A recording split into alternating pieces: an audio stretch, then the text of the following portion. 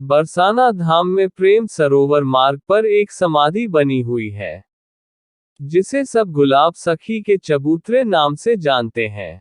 इस भक्त का नाम था गुलाब। ऐसा कहा जाता है कि यह राधा और कृष्ण जी का भक्त था। गुलाब एक गरीब मुसलमान था। राधा रानी सब पर कृपा करती है। ये बरसाने में श्री कृष्ण जी के मंदिर में सारंगी बजाता था और जो धन मिलता था उससे अपने परिवार का पालन पोषण करता था। इसकी एक बेटी थी जिसका नाम राधा था। जब सत्संग हुआ करता था तो वो लड़की श्री कृष्ण और राधा की भक्ति में भाव विभोर होकर राधा रानी के सामने नृत्य करती थी। जब ये कन्या बड़ी हुई तो लोगों ने ये कहना प्रारंभ कर दिया कि गुलाब, अब तुम्हारी बेटी बड़ी हो गई है, अब इसके लिए कोई वर तलाशना प्रारंभ कर दो। गुलाब ने कहा कि राधा रानी की बेटी है, जब वो कृपा करेगी तो शादी हो जाएगी। मेरे पास इतना धन नहीं कि मैं विवाह की व्यवस्था कर सकूं। लोगों ने कहा कि तुम लड़का तो देखो, व्यवस्था हम कर देंगे। तो उस भक्त गुलाब ने एक लड़का देखा और अपनी बेटी राधा का विवाह कर दिया। बेटी अपनी ससुराल चली गई। 3 दिन हो गए पर बेटी को गुलाब भुला नहीं पा रहा है। खाना पीना सब छूट गया। ना सारंगी बजाई, ना समाज गायन सत्संग में गया। लेकिन एक दिन रात्रि में श्री कृष्ण जी के मंदिर के द्वार पर बैठ गया। ठीक रात्रि के 12 बजे उसे एक आवाज सुनाई दी। तभी एक छोटी सी बालिका उसे दौड़ते हुई दिखाई दी और गुलाब सखी के पास आई और बोली कि बाबा, बाबा, आज सारंगी नहीं बजाएगी, मैं नाचूंगी। जब उसने आंख खोल कर के देखा तो एक सुंदर बालिका उसके सामने खड़ी है। उसने पास रखी सारंगी उठाए और उसे बजाना प्रारंभ कर दिया।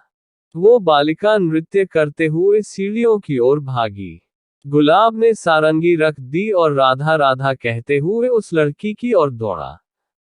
लेकिन बाद में वो वहां किसी को नहीं दिखा। श्री कृष्ण में समा गया।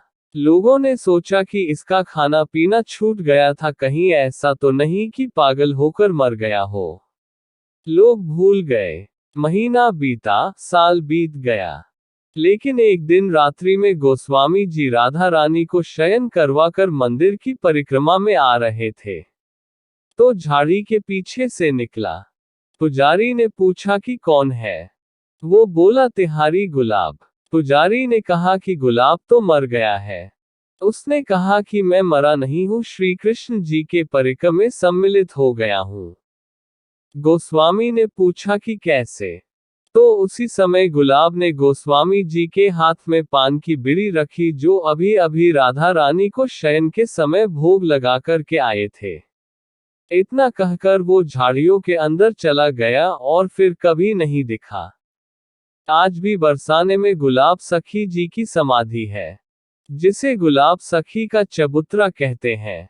आपके मन में ये प्रश्न हो सकता है कि उसने अपनी बेटी को याद किया था तो उसकी मुक्ति कैसे।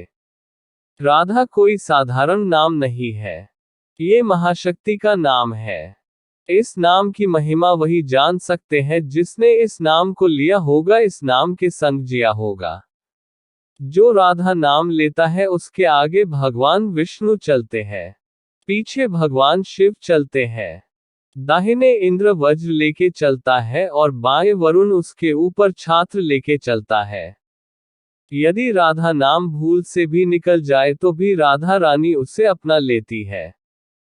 कमेंट में आप लिखे 2 शब्द राधा रानी के बारे में या जो आपके ऊपर कृपा हुए हो उसके बारे में।